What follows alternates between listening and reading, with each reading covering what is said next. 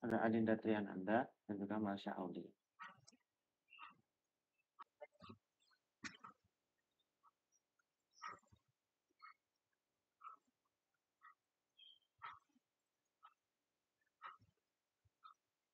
Sini ini kalau terkait lingkungan. Jadi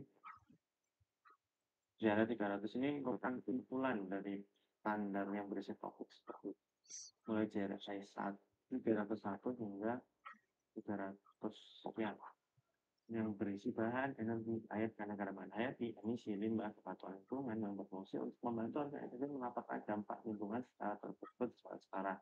Nah, kenapa sih melaporin Ziara itu penting?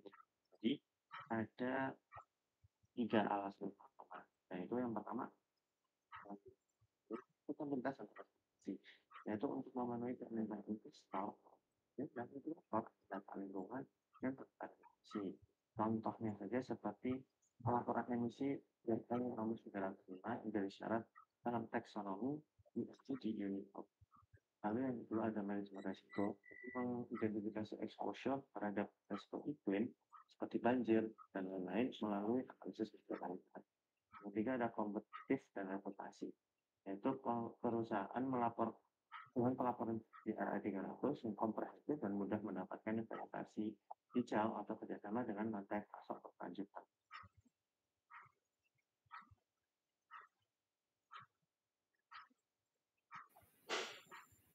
Berikutnya ada GRI 301 membahas tentang material. Nah, di GRI 301 ini membahas bagaimana sebuah organisasi melaporkan dampak terkait material yang mereka gunakan serta cara mereka mengelola dampak tersebut. Material yang digunakan dalam produksi dan pengemasan dapat berupa material tak terbarukan seperti mineral, logam, minyak, gas, atau batu bara, maupun material terbarukan seperti kayu atau air. Baik material terbarukan maupun tak terbarukan dapat berasal dari material mentah atau material hasil dari daur ulang. Penggunaan material mencerminkan ketergantungan organisasi terhadap sumber daya alam serta dampaknya terhadap ketersediaan sumber daya tersebut.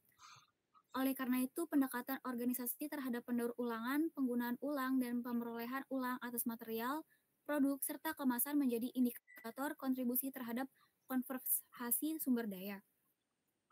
Dalam pengungkapan 301.1, organisasi pelapor sebaiknya melaporkan berat atau volume total material yang digunakan untuk memproduksi dan mengemas produk serta jasa selama periode pelaporan.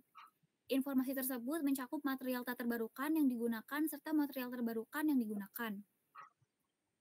Perhitungan material harus mencakup material mentah, material pengolahan yang digunakan dalam proses manufaktur, barang atau suku cadang semi manufaktur, serta material untuk pengemasan. Selain itu, organisasi perlu menyebutkan sumber material apakah berasal dari pemasok eksternal atau produksi sendiri, serta menjelaskan apakah data yang digunakan merupakan hasil pengukuran langsung atau estimasi. Kemudian ada GRI 301.2 yang mengharuskan organisasi pelapor sebaiknya melaporkan persentase material input dari daur ulang yang digunakan dalam produksi produk dan jasa utama. Persentase ini dihitung berdasarkan perbandingan antara total material input daur ulang dengan total material input yang digunakan. Jika terdapat perbedaan dalam satuan pengukuran berat atau volume, organisasi dapat mengkonversinya ke dalam satuan yang distandarkan. Dan terakhir dalam GRI 301 ini ada GRI 301.3 yang berfokus pada produk pemerolehan ulang dan material kemasannya. Organisasi pelapor sebaiknya melaporkan persentase produk pemerolehan ulang dan material kemasannya untuk setiap kategori produk. Selain itu, organisasi juga perlu menjelaskan bagaimana data untuk pengungkapan ini dikumpulkan dengan metode perhitungan berdasarkan jumlah produk dan material kemasan yang diperoleh ulang dibandingkan dengan total produk yang terjual dalam periode pelaporan. Dalam pelaporannya, organisasi juga dapat memisahkan informasi terkait pendaur ulangan dan penggunaan kembali kemasan. Kesimpulannya dalam GRI 301 ini, secara keseluruhan standar ini menekankan pentingnya transparansi dalam penggunaan material termasuk upaya untuk mengurangi ketergantungan pada sumber daya yang terbarukan dan meningkatkan praktik keberlanjutan melalui pendaur ulangan dan pemerolehan ulang. Dengan demikian, sebuah organisasi dapat lebih bertanggung jawab terhadap dampak lingkungan yang ditimbulkan, sekaligus berkontribusi pada pembangunan yang berkelanjutan. Boleh di next?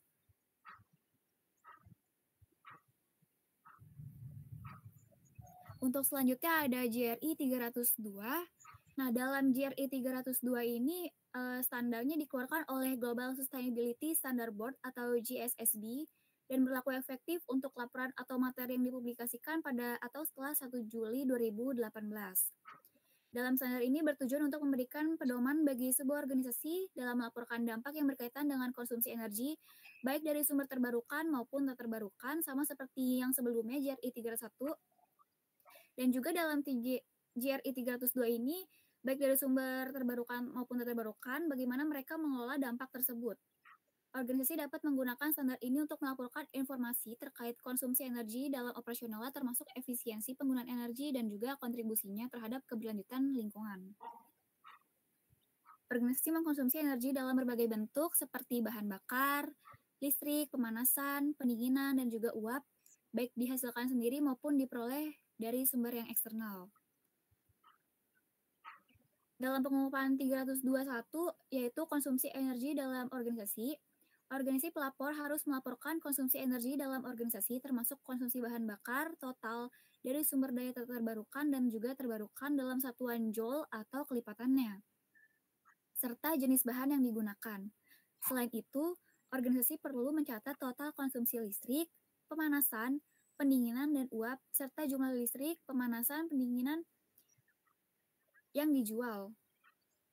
Konsumsi energi total dalam organisasi juga harus dilaporkan dalam satuan joule. Untuk memastikan transparansi, organisasi harus mencantumkan standar, metodologi, asumsi, atau alat perhitungan yang digunakan, serta sumber faktor konversi yang diterapkannya. Jadi, untuk menghindari perhitungan ganda, konsumsi energi yang dihasilkan sendiri dari bahan bakar tak terbarukan atau terbarukan itu harus dihitung hanya satu kali aja. Kemudian ada dalam pengungkapan 322, boleh di next.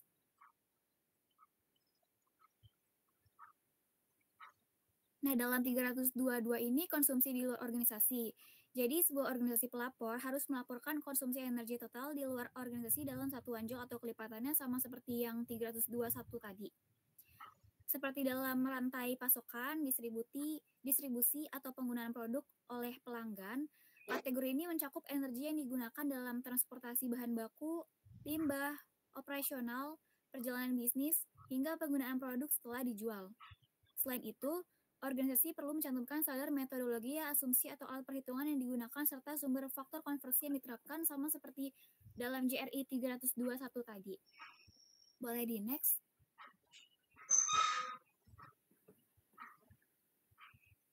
Nah, selanjutnya ada GRI 323 yang membahas tentang intensitas energi.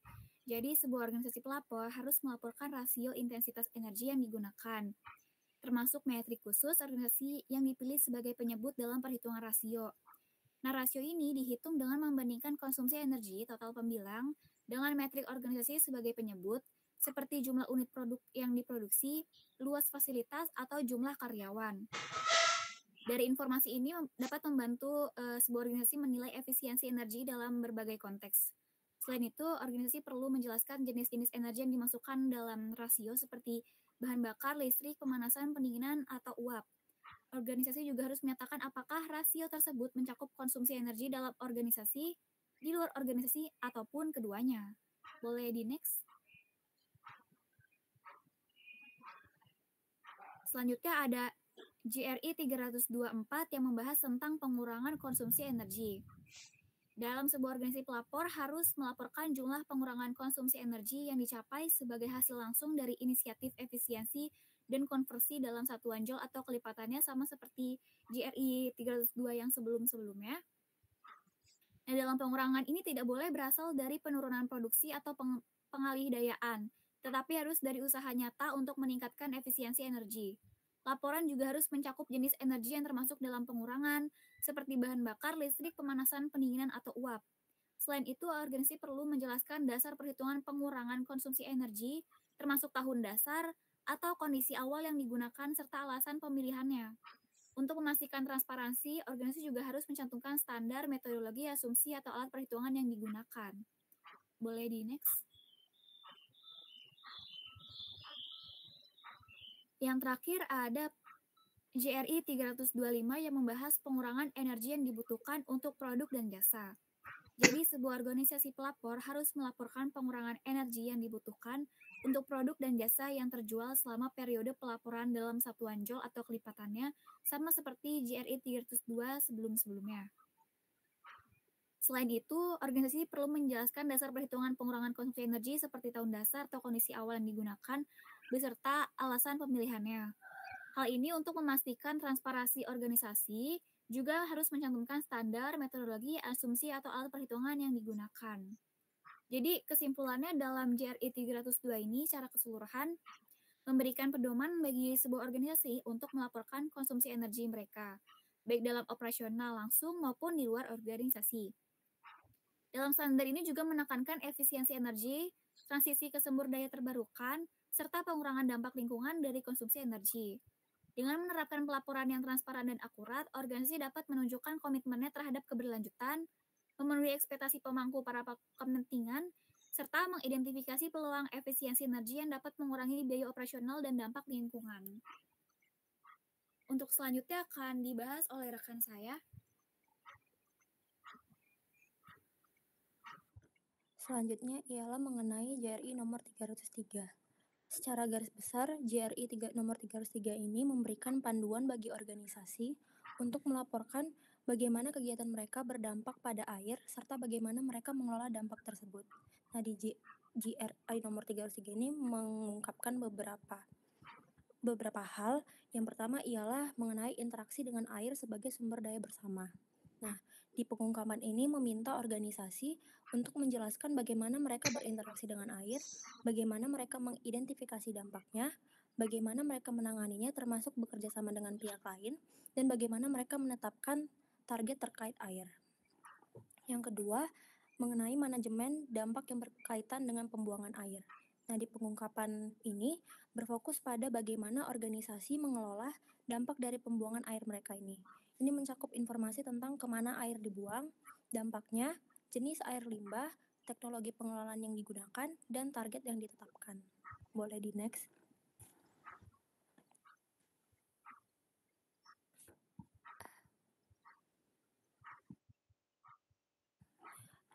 Pengungkapan ketiga ialah mengenai pengambilan air.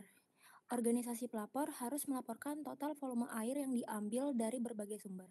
Sumber-sumber ini meliputi air permukaan, air tanah, air laut, dan air dari penyedia pihak ketiga seperti air kota atau air yang dipasok oleh organisasi lain.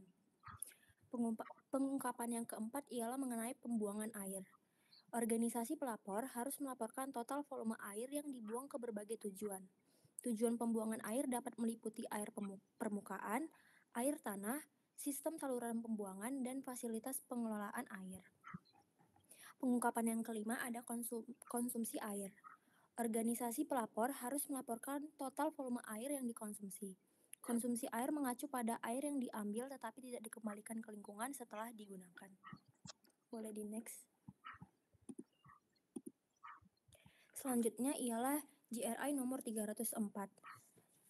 JRI nomor 304 secara khusus berfokus pada dampak organisasi terhadap keanekaragaman hayati dan bagaimana organisasi mengelola dampak tersebut. Keanekaragaman hayati penting karena mendukung ekosistem, menyediakan sumber daya, dan berkontribusi pada penghidupan lokal serta pembangunan berkelanjutan. Nah, ada beberapa pengungkapan yang disediakan di JRI nomor 304 ini. Yang pertama mengenai pengungkapan manajemennya. Nah, jika organisasi telah menentukan bahwa keanekaragaman hayati adalah topik material, organisasi wajib melaporkan bagaimana mereka mengelola topik tersebut menggunakan pengungkapan nomor 3 bagian 3 dalam JRI nomor 3. Ini mencakup penjelasan tentang kebijakan, target, dan tanggung jawab terkait keanekaragaman hayati.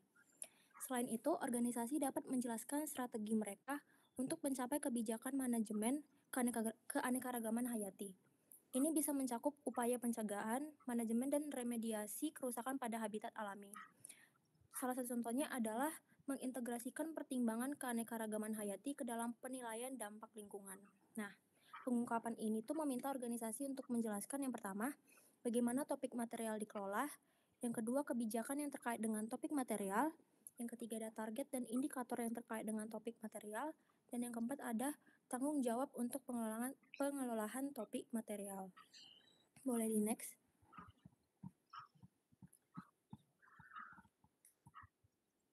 Selanjutnya untuk pengungkapan topiknya, yang pertama ialah ada tentang lokasi operasi dan kawasan lindung. Pengungkapan ini sangat penting karena membantu organisasi memahami potensi dampak operasi mereka terhadap area-area yang memiliki nilai ekologis tinggi. Di sini intinya organisasi perlu mengidentifikasi dan melaporkan lokasi-lokasi operasional mereka yang berada di dalam atau berdekatan dengan kawasan lindung, seperti taman nasional, cagar alam, atau area konservasi lainnya, serta kawasan-kawasan yang memiliki keanekaragaman hayati yang signifikan meskipun tidak secara resmi dilindungi.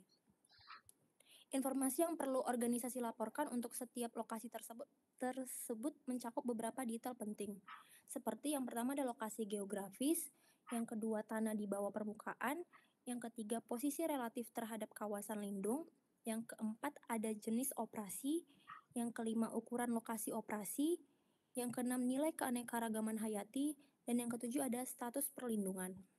Boleh di next. Yang kedua mengenai habitat yang dilindungi atau direstorasi. Di sini, organisasi perlu secara jujur dan transparan mengungkapkan dampak signifikan yang ditimbulkan oleh aktivitas, produk, dan jasa mereka terhadap keanekaragaman hayati. Pengungkapan nomor 304 nomor 3 ini berfokus pada upaya organisasi untuk melindungi dan merestorasi habitat. Organisasi harus melaporkan luas habitat yang dilindungi atau direstorasi, jenis habitat, lokasi, tujuan perlindungan atau restorasi, dan efektivitas kegiatan tersebut. Boleh di next.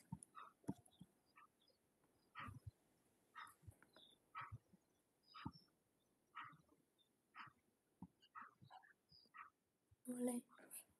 Yang ketiga ialah mengenai dampak pada keanekaragaman hayati. Standar GRI nomor 304 bagian 3 ini mengidentifikasi beberapa kategori dampak yang perlu organisasi pertimbangkan. Di antaranya yang pertama ada konstruksi atau penggunaan fasilitas, yang kedua polusi, yang ketiga spesies invatif, yang keempat pengurangan spesies, yang kelima konversi habitat, dan yang keenam ada perubahan dalam proses ekologi. Boleh di next. Di bagian keempat ini mengenai spesies daftar merah IUCN dan spesies daftar konservasi nasional dengan habitat dalam wilayah yang terkena efek operasi. Pengungkapan ini berfokus pada spesies yang terancam punah. Secara khusus, pengungkapan ini meminta organisasi untuk melaporkan spesies-spesies yang masuk dalam daftar merah IUCN atau daftar konservasi nasional yang habitatnya berada di wilayah yang terkena dampak operasional perusahaan mereka. Boleh di next.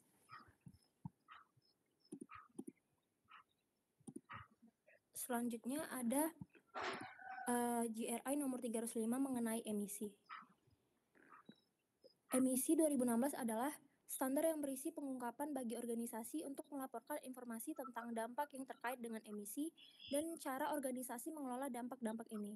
Standar ini membahas emisi ke udara termasuk gas rumah kaca, zat perusak ozon, nitrogen oksida, dan belerang oksida. Standar ini penting karena emisi GRK merupakan kontributor utama bagi perubahan iklim dan diatur oleh berbagai konvensi dan protokol internasional. Selain itu, polutan udara seperti NO dan SO memiliki efek negatif pada iklim, ekosistem, kualitas udara, dan kesehatan manusia. Boleh di next.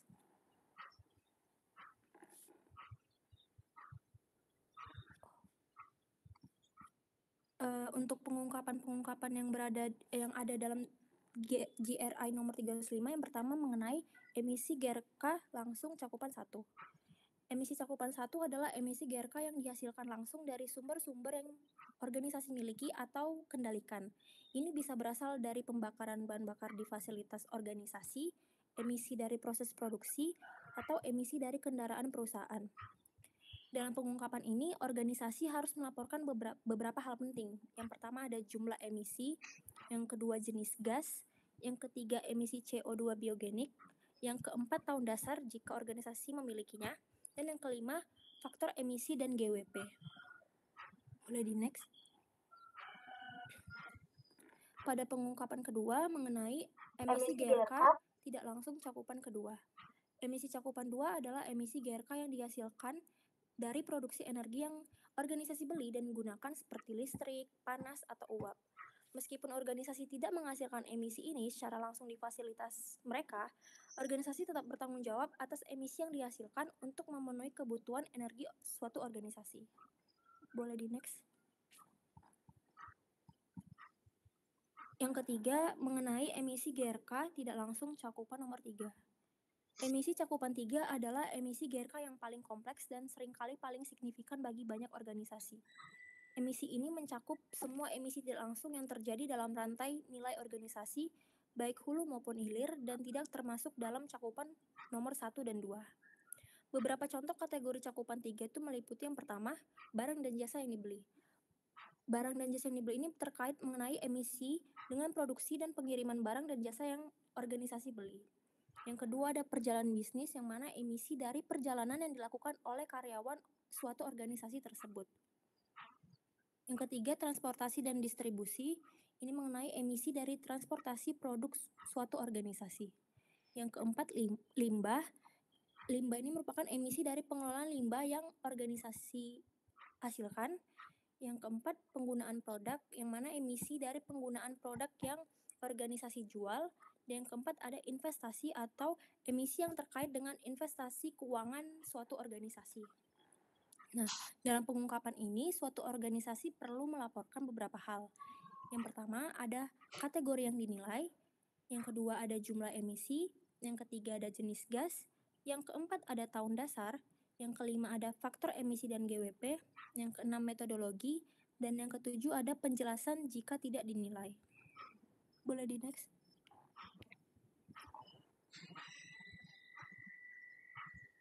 Untuk bagian keempat, mengenai intensitas emisi GRK. Intensitas emisi adalah cara untuk mengukur seberapa efisien suatu organisasi dalam menghasilkan output ekonomi atau layanan dengan emisi GRK yang suatu organisasi hasilkan. Ini membantu suatu organisasi untuk memahami apakah organisasi benar-benar mengurangi dampak lingkungan tersebut seiring dengan pertumbuhan bisnis mereka. Misalnya, jika suatu organisasi mengurangi total emisi mereka tetapi pendapatan mereka meningkat lebih cepat, intensitas emisi suatu organisasi akan turun. Ini menunjukkan bahwa suatu organisasi menjadi lebih efisien dalam menghasilkan pendapatan dengan emisi yang lebih rendah. Dengan melaporkan intensitas emisi, organisasi memberikan gambaran yang lebih jelas tentang bagaimana suatu organisasi mengelola dampak lingkungan seiring dengan pertumbuhan bisnis mereka, dan ini akan membantu suatu organisasi untuk menetapkan target pengurangan emisi yang realistis dan terukur. Boleh di next. Selanjutnya di bagian kelima ada pengurangan emisi GRK. Pengungkapan ini berfokus pada tindakan nyata yang telah organisasi ambil untuk mengurangi emisi GRK dan hasil yang telah mereka capai. Ini adalah kesempatan untuk menunjukkan komitmen suatu organisasi terhadap keberlanjutan dan memberikan bukti konkret tentang upaya mereka dalam mengatasi perubahan iklim. Dengan melaporkan pengurangan emisi GRK secara transparan, organisasi menunjukkan bahwa mereka tidak hanya menetapkan target yang ambisius, tetapi juga mengambil tindakan nyata untuk mencapai target tersebut.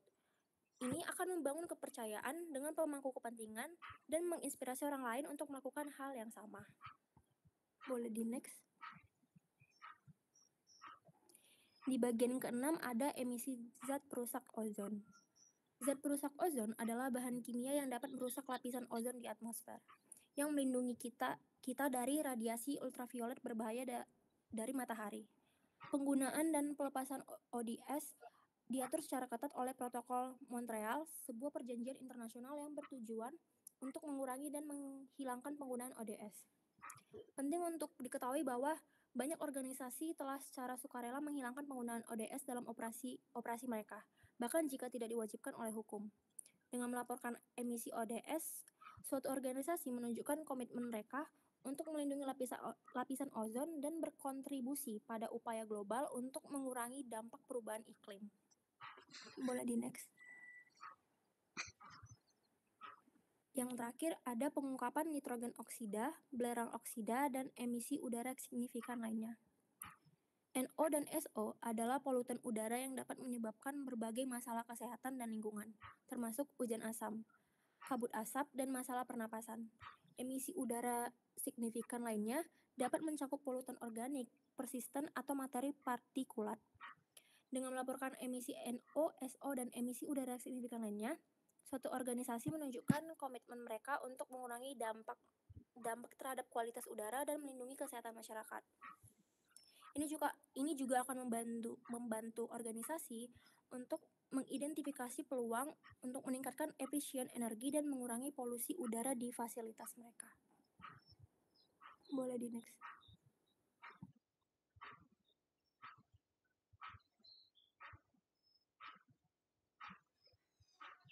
Baik, selanjutnya adalah GRI 306 tentang limbah. Standar ini memberikan panduan kepada organisasi untuk melaporkan dampak terkait limbah yang dihasilkan oleh aktivitas mereka, serta cara organisasi tersebut mengelola dampak-dampak tersebut. Dalam GRI 306 ini ada beberapa pengungkapan. Yang pertama yaitu 361 tentang pengungkapan untuk dampak terkait limbah.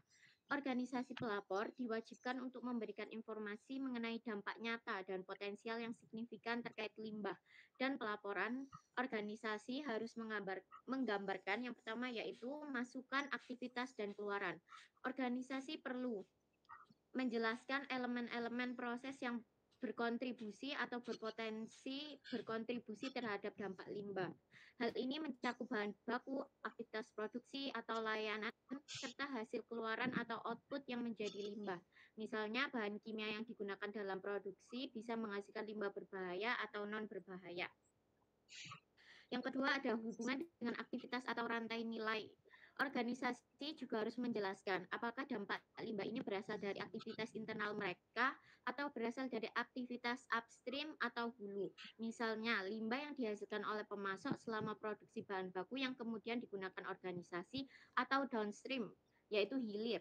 Misalnya, limbah yang dihasilkan oleh konsumen saat produksi mencapai akhir masa pakaiannya. Ketentuan ini bertujuan untuk memberikan pemahaman yang lebih menyeluruh tentang bagaimana limbah dihasilkan, baik dalam kegiatan internal maupun sepanjang rantai nilai organisasi.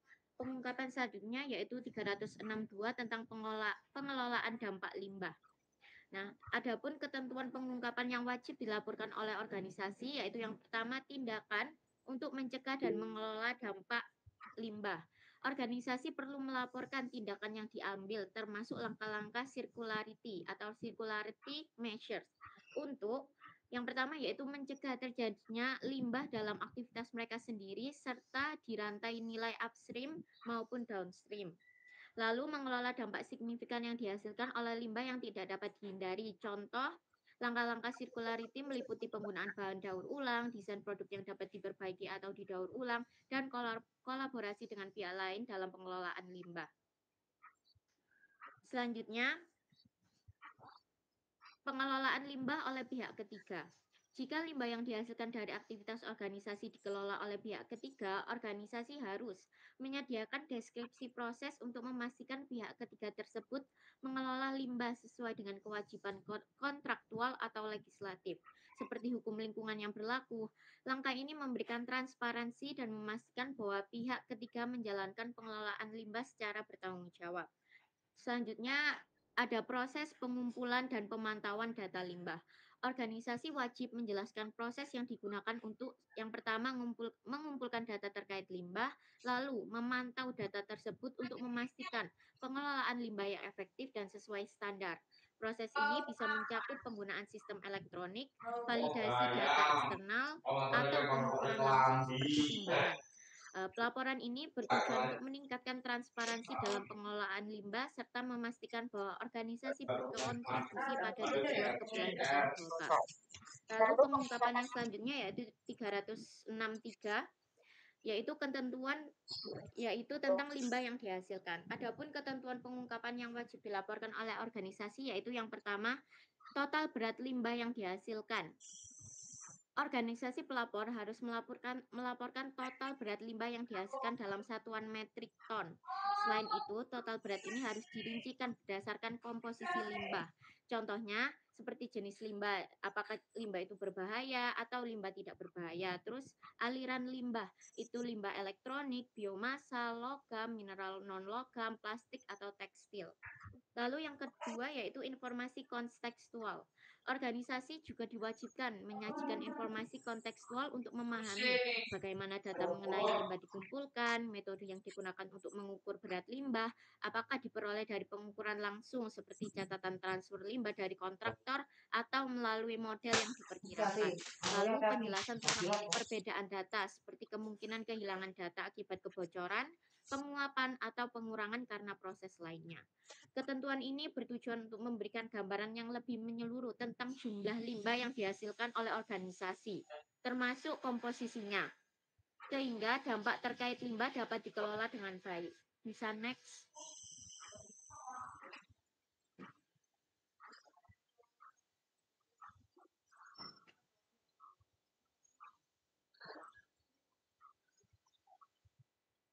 Nah, selanjutnya yaitu pengungkapan 364 tentang limbah yang dialihkan dari pembuangan. Adapun pengungkapan yang harus dilaporkan yang pertama yaitu total berat limbah yang dialihkan dari pembuangan. Laporan harus mencakup berat total limbah yang dialihkan dari pembuangan dalam satuan metrik ton. Harus disertai dengan rincian komposisi limbah seperti jenis limbah, yaitu berbahaya atau tidak berbahaya, atau bahan penyusun limbah terbuat dari plastik, logam, biomasa, atau yang saya sebutkan sebelumnya. Selanjutnya yaitu berat total limbah berbahaya.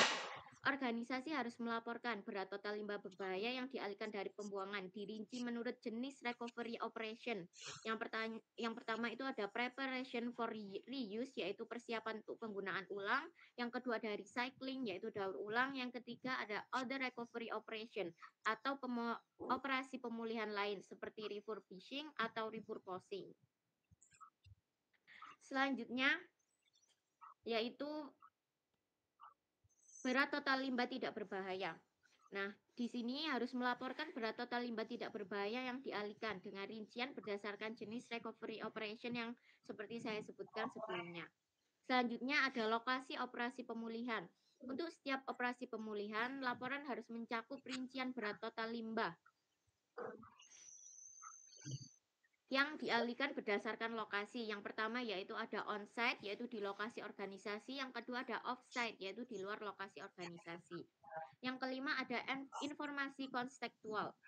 Organisasi perlu menyediakan informasi pendukung untuk memahami data yang dilaporkan, misalnya metodologi yang digunakan, dan menjelaskan bagaimana data tersebut dikumpulkan, misalnya pengukuran langsung atau model estimasi.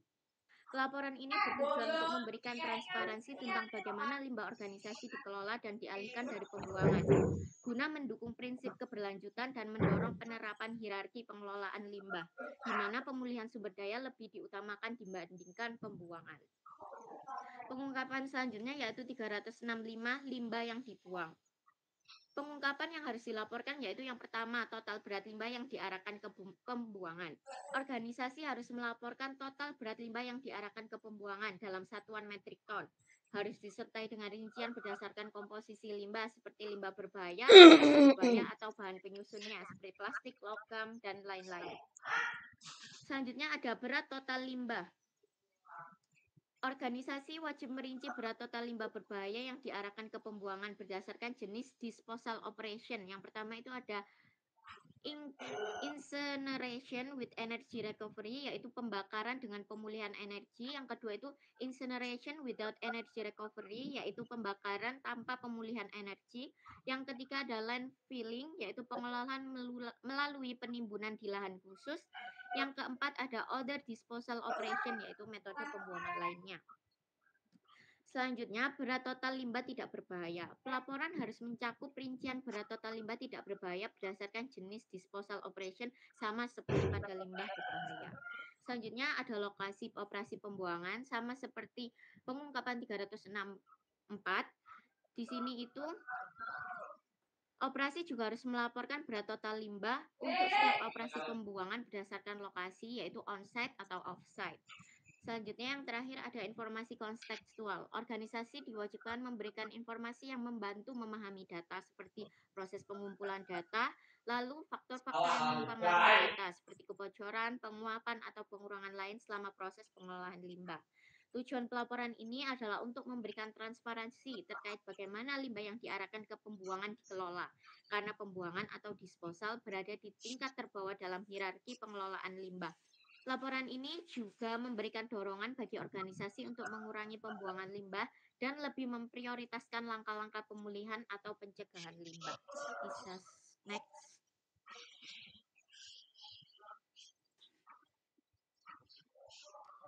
Selanjutnya yaitu GRI 307 tentang kepatuhan lingkungan.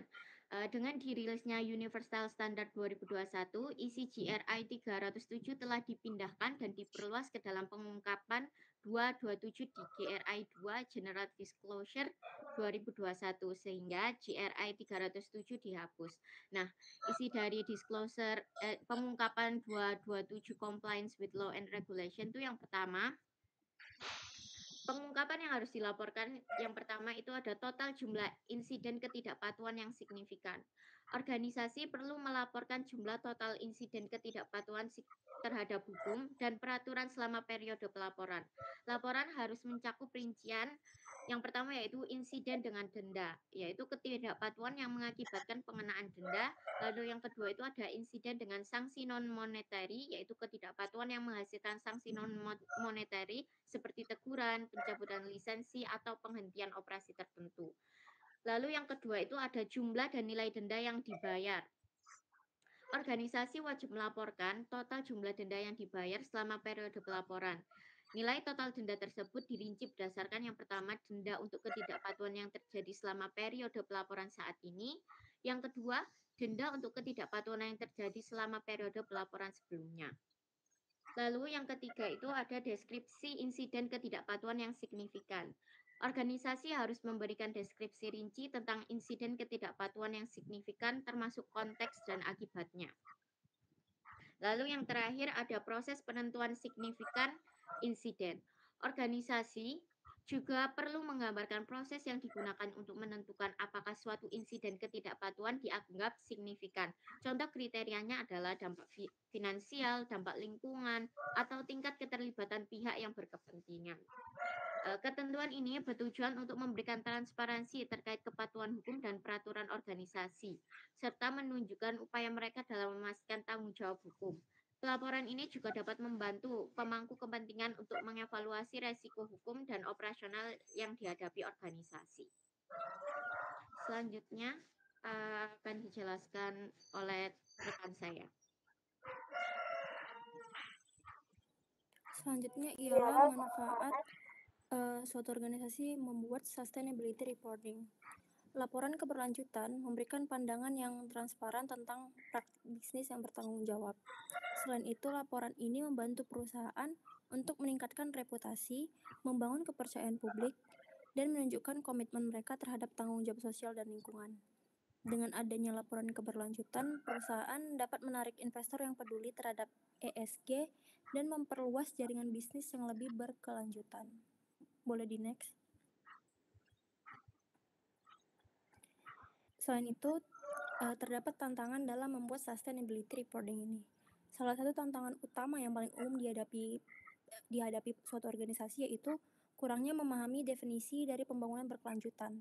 Tantangan lainnya ada sulitnya untuk menghubungkan antara bisnis dan berkelanjutan sebagai tujuan akhir, karena selama ini umumnya secara tradisional bisnis harus mendapatkan maksimalisasi profit sehingga dapat dikatakan layak sebagai pertumbuhan modal untuk kepentingan pemegang saham.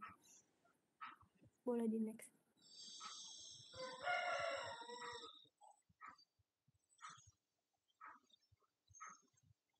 Baik, kesimpulan. Pelaporan GRI atau Global Reporting Initiative sangat penting untuk keberlanjutan lingkungan karena menyediakan kerangka kerja yang membantu organisasi mengukur, mengelola, dan melaporkan dampak lingkungan mereka seperti pengelolaan air, emisi gas rumah kaca, dan keanekaragaman hayati. Dengan mengikuti standar ini, organisasi dapat meningkatkan transparansi dan akuntabilitas yang pada gilirannya memperbaiki reputasi di mata pemangku kepentingan konsumen, serta menarik investasi yang lebih bertanggung jawab secara sosial. Pelaporan GRI tidak hanya mendukung keberlanjutan lingkungan, tetapi juga memberikan keuntungan strategis dalam meningkatkan citra dan daya saing organisasi.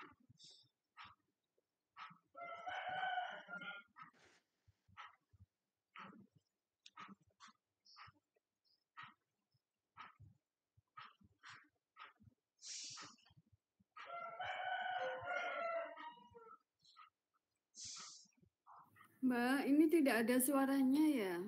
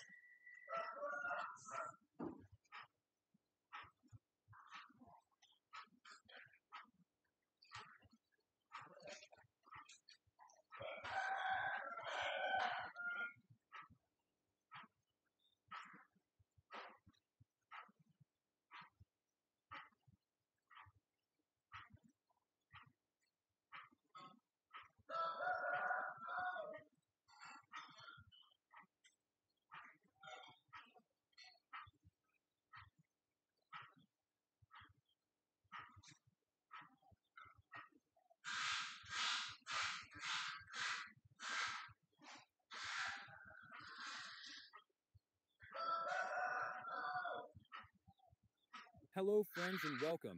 Today, we are going to talk about understanding GRI environmental standards. 5 important facts. Before we jump into the video, make sure you like the video and subscribe to our channel for more educational videos. Now, let's get started. 1. Comprehensive Environmental Impact Reporting GRI Environmental Standards guide organizations in reporting their environmental impact. This includes energy consumption, water usage, waste management, and emissions. Comprehensive reporting helps organizations track and reduce their ecological footprint. 2. Focus on resource efficiency. These standards emphasize the efficient use of natural resources. Organizations are encouraged to report on how they minimize resource use, adopt sustainable practices, and contribute to environmental conservation. 3. Emphasis on biodiversity. GRI environmental standards require reporting on biodiversity impacts. Organizations must disclose activities affecting natural habitats, species conservation, and ecosystem services, highlighting their role in protecting biodiversity. 4. Climate change mitigation. Reporting on greenhouse gas emissions and climate change mitigation efforts is a key aspect of GRI environmental standards. Organizations must provide data on their carbon footprint and initiatives to reduce emissions, aligning with global climate goals. 5.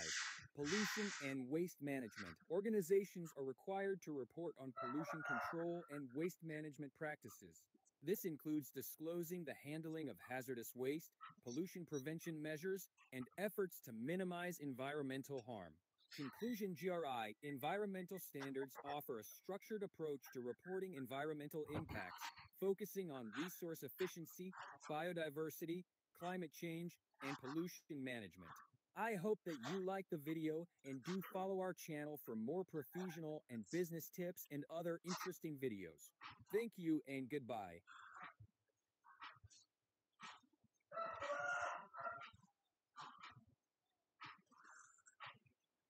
Baik, mungkin saya akan menjelaskan tentang simpulan video tersebut, yaitu standar lingkungan GRI memberikan panduan bagi organisasi dalam melaporkan dampak lingkungan mereka dengan fokus pada 5 area kunci,